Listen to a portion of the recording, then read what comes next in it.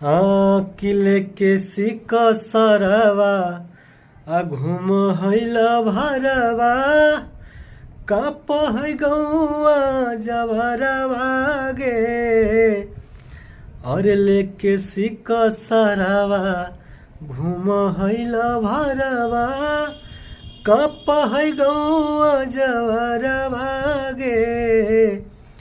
अज करा पर फेर ही मैया हम नजरिया एरिया के है रंग धरवा गे।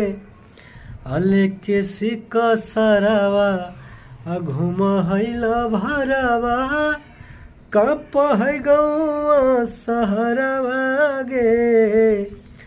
अब नहीं डर है लगाब है नजरिया एरिया के है रंग धरवा गे।